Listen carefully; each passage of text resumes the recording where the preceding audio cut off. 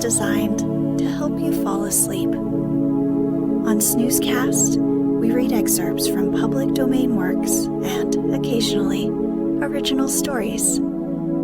Find us on snoozecast.com and follow us on Spotify, Facebook, Apple Podcasts, and Instagram, among others. We'd like to thank our listeners.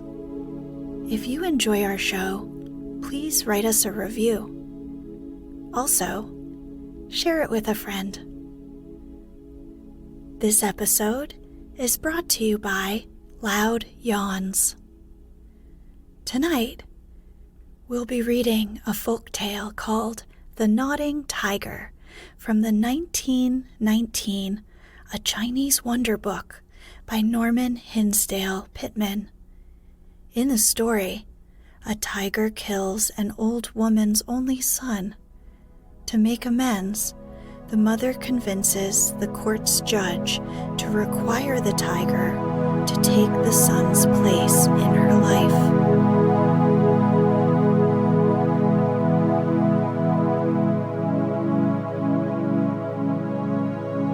Let's get cozy. Close your eyes. Relax your body into the softness of your bed.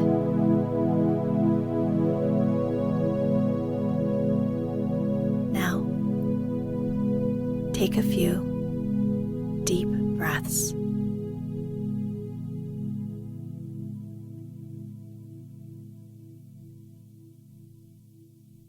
Just outside the walls of a Chinese city, there lived a young woodcutter named Tang, and his old mother, a woman of 70. They were very poor and had a tiny one-room shanty built of mud and grass, which they rented from a neighbor. Every day, young Tang rose bright and early and went up on the mountain near their house. There he spent the day cutting firewood to sell in the city nearby. In the evening, he would return home, take the wood to market, sell it, and bring back food for his mother and himself. Now, though these two people were poor, they were very happy, for the young man loved his mother dearly, and the old woman thought there was no one like her son in all the world. Their friends, however, felt sorry for them and said, "What a pity we have no grasshoppers here, so that the Tangs could have some food from heaven." One day, young Tang got up before daylight and started for the hills, carrying his axe on his shoulder. He bade his mother goodbye, telling her that he would be back early with a heavier load of wood than usual, for the morrow would be a holiday and they must eat good food. All day long, Widow Tang waited patiently, saying to herself over and over as she went about her simple work, the good boy, how he loves his mother." In the afternoon, she began watching for his return, but in vain. The sun was sinking lower and lower in the west, but still he did not come. At last the old woman was frightened. "My poor son," she muttered. "Something has happened to him." Straining her feeble eyes, she looked along the mountain path. Nothing was to be seen there but a flock of sheep following the shepherd. "Woe is me," moaned the woman. "My boy, my boy." She took her crutch from its corner and limped off to a neighbor's house to tell him of her trouble and beg him to go and look for the missing boy. Now this neighbor was kind-hearted and willing to help old Mother Tang, for he felt very sorry for her. "There are many wild beasts in the mountains," he said, shaking his head as he walked away with her, thinking to prepare the frightened woman for the worst. "And I fear that your son has been carried off by one of them." Widow Tang gave a scream of horror and sank upon the ground. Her friend walked slowly up the mountain path, looking carefully for signs of a struggle. At last, when he had gone halfway up the slope, he came to a little pile of torn clothing. The woodman's axe was lying by the side of the path, also his carrying pole and some rope. There could be no mistake. After making a brave fight, the poor youth had been carried off by a tiger. Gathering up the torn garments, the man went sadly down the hill. He dreaded seeing the poor mother and telling her that her only boy was indeed gone forever. At the foot of the mountain, he found her still lying on the ground. When she looked up and saw what he was carrying, with a cry of despair, she fainted away. She did not need to be told what had happened.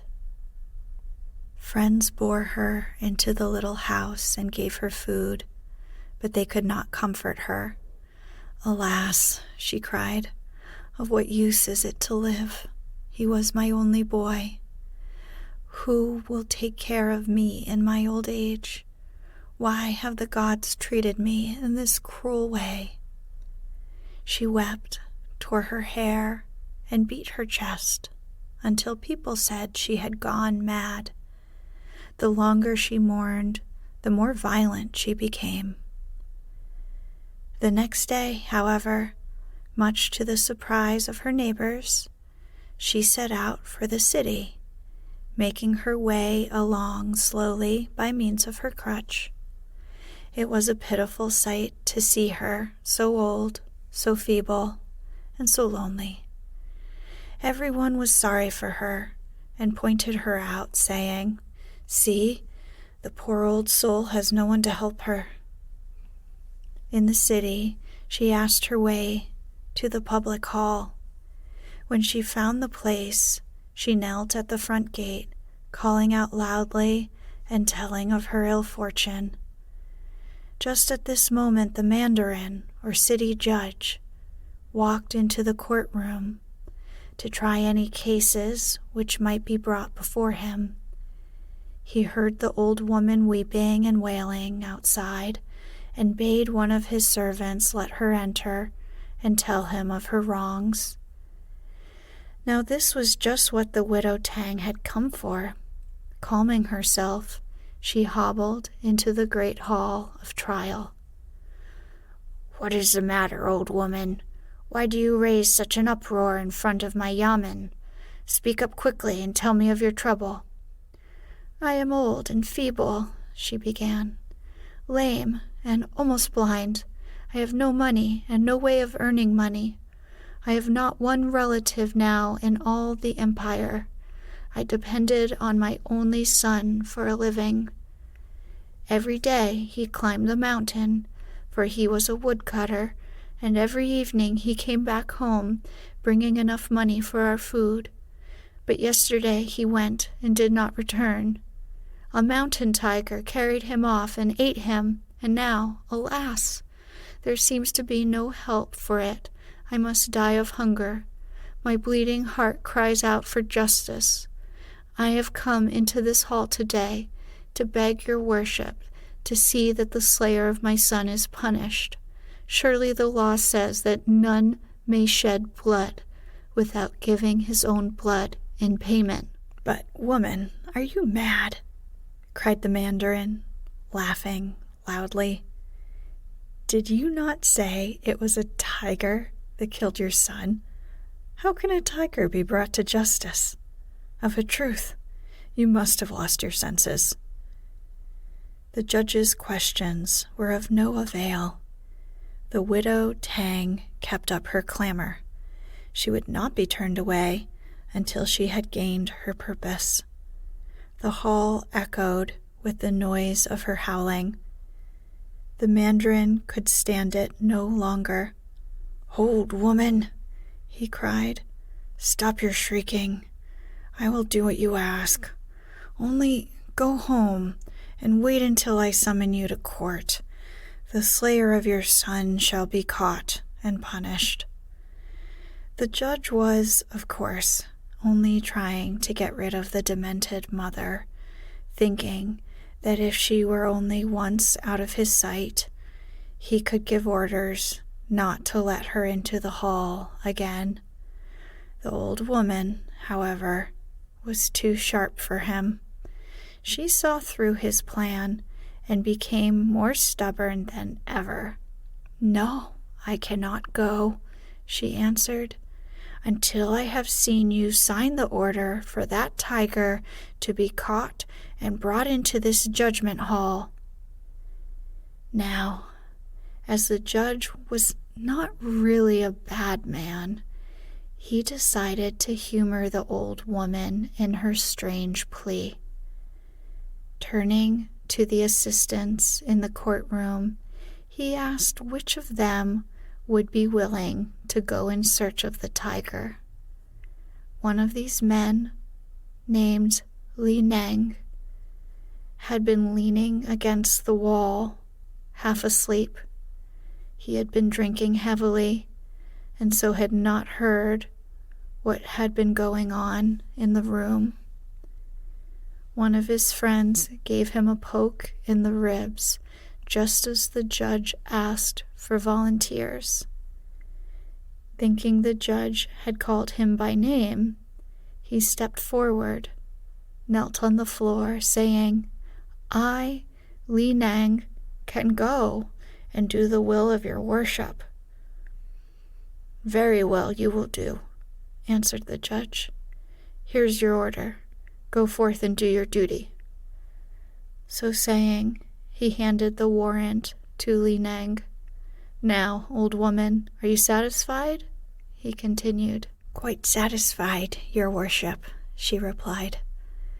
"Then go home and wait there until I send for you."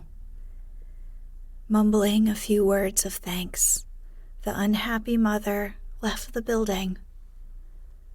When Li Neng went outside the courtroom, his friends crowded round him. "Drunken sot," they laughed. "Do you know what you have done?"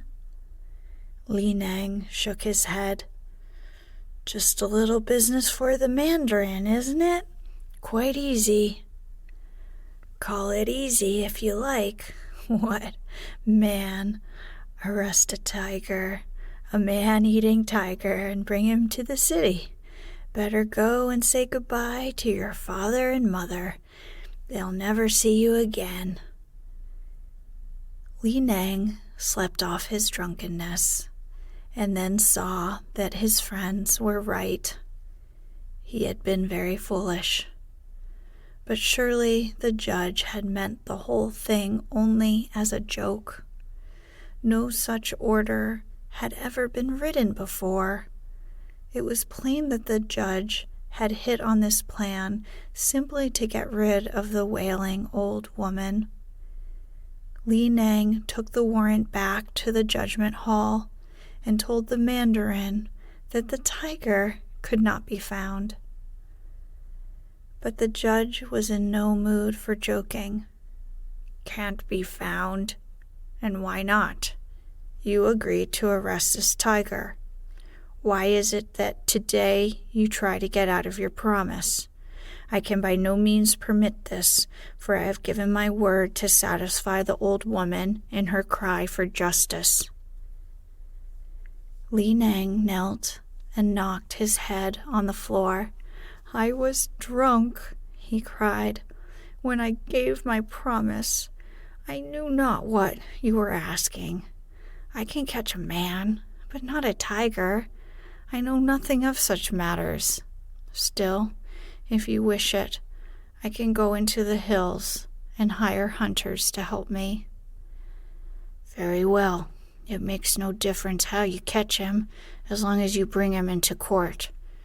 If you fail in your duty, there is nothing left but to beat you until you succeed. I give you 5 days." During the next few days, Li Nang left no stone unturned in trying to find the guilty tiger. The best hunters in the country were employed. Night and day, they searched the hills, hiding in mountain caves, watching and waiting, but finding nothing.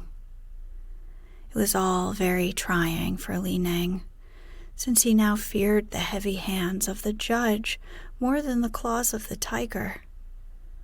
On the 5th day, he had to report his failure. He received a thorough beating, 50 blows on the back. But that was not the worst of it. During the next 6 weeks, try as he would, he could find no trace of the missing animal. At the end of each 5 days, he got another beating for his pains. The poor fellow was in despair. Another month of such treatment would lay him on his deathbed. This he knew very well, and yet he had little hope. His friends shook their heads when they saw him. "He's drawing near the wood," they said to each other, meaning that he would soon be in his coffin. "Why don't you flee the country?" they asked him. "Follow the tiger's example. You see he has escaped completely. The judge would make no effort to catch you if you should go across the border into the next province." Li Nang shook his head on hearing this advice. He had no desire to leave his family forever, and he felt sure of being caught and put to death if he should try to run away. One day, after all the hunters had given up the search in disgust and gone back to their homes in the valley, Li Nang entered a mountain temple to pray. The tears rained down his cheeks as he knelt before the great, fierce-looking idol. "Alas, I am a dead man," he moaned between his prayers. "A dead man, for now there is no hope. Would that I had never touched a drop of wine." Just then he heard a slight rustling nearby. Looking up, he saw a huge tiger standing at the temple gate. But Li Nang was no longer afraid of tigers. He knew there was only one way to save himself.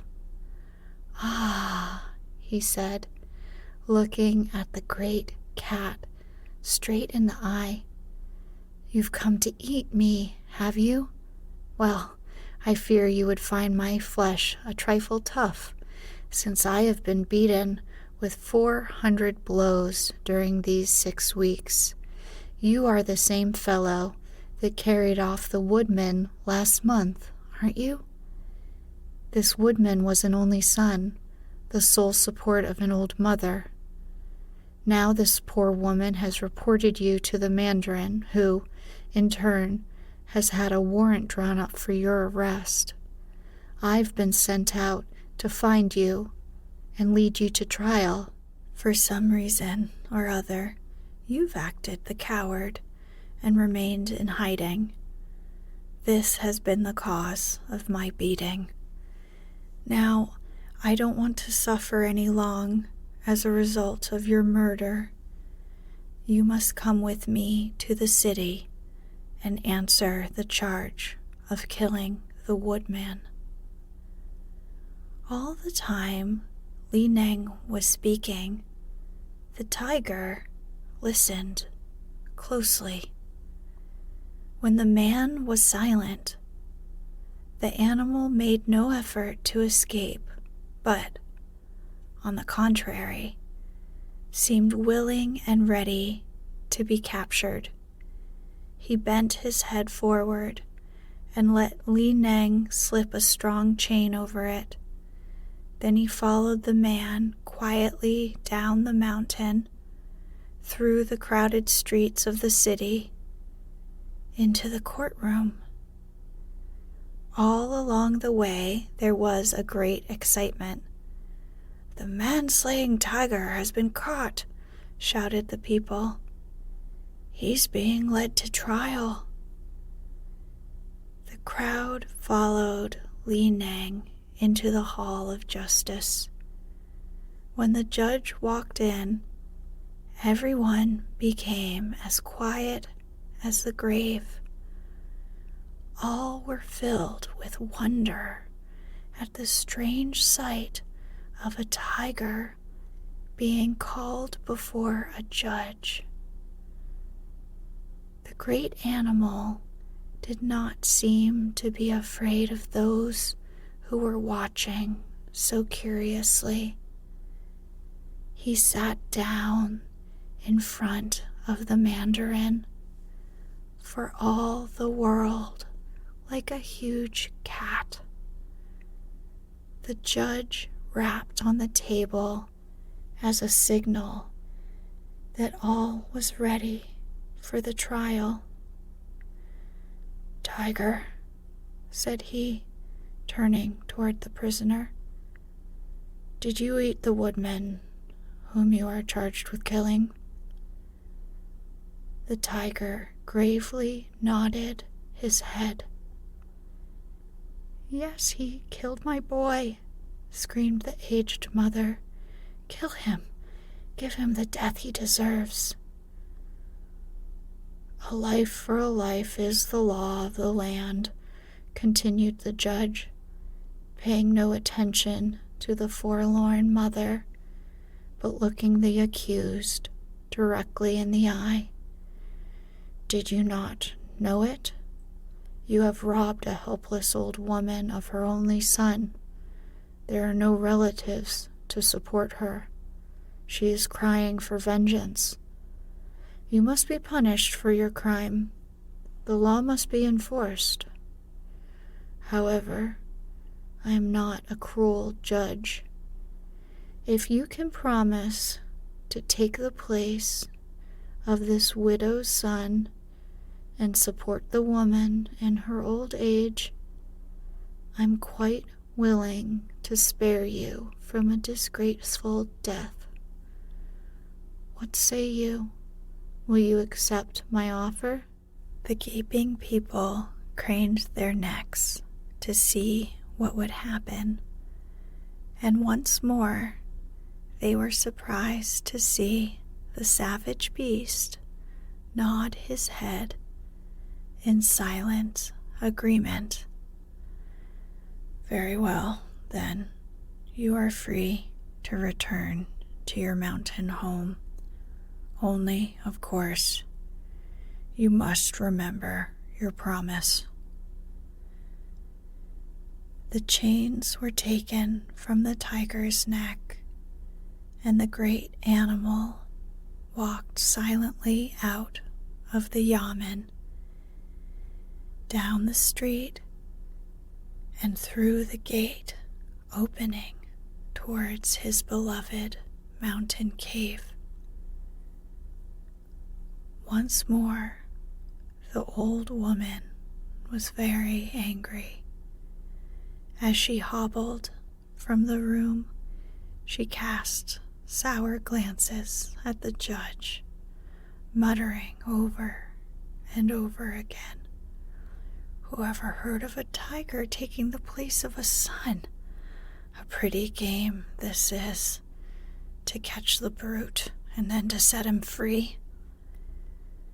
There was nothing for her to do, however, but to return home, for the judge had given strict orders that on no account was she to appear before him again.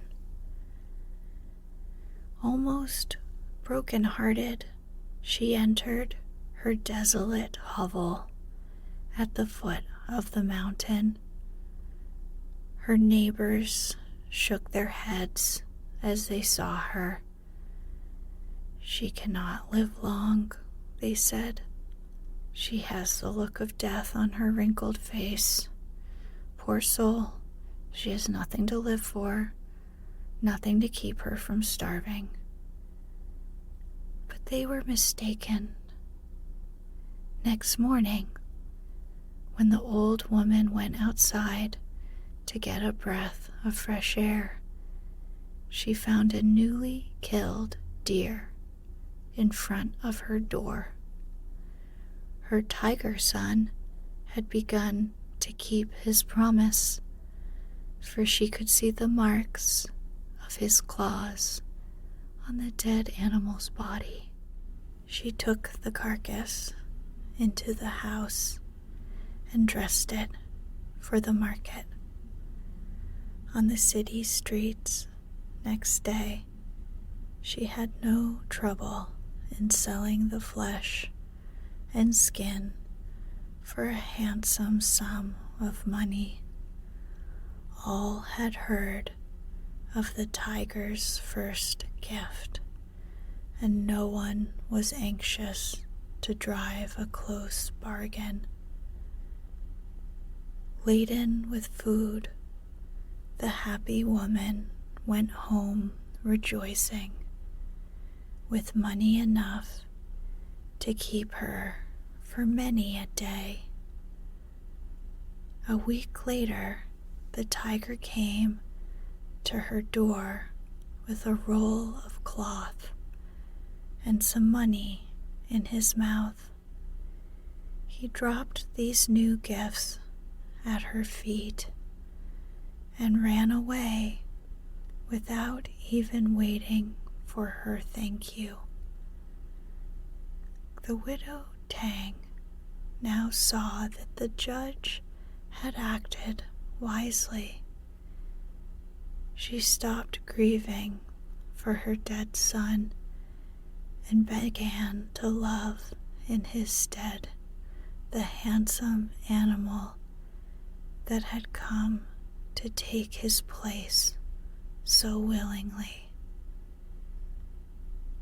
The tiger grew much attached to his foster mother and often purred contentedly outside her door, waiting for her to come and stroke his soft fur.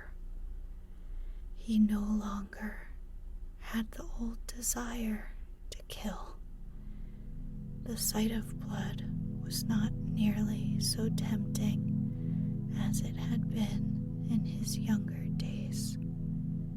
Year after year, he brought the weekly offerings to his mistress until she was as well provided for as any other widow in the country.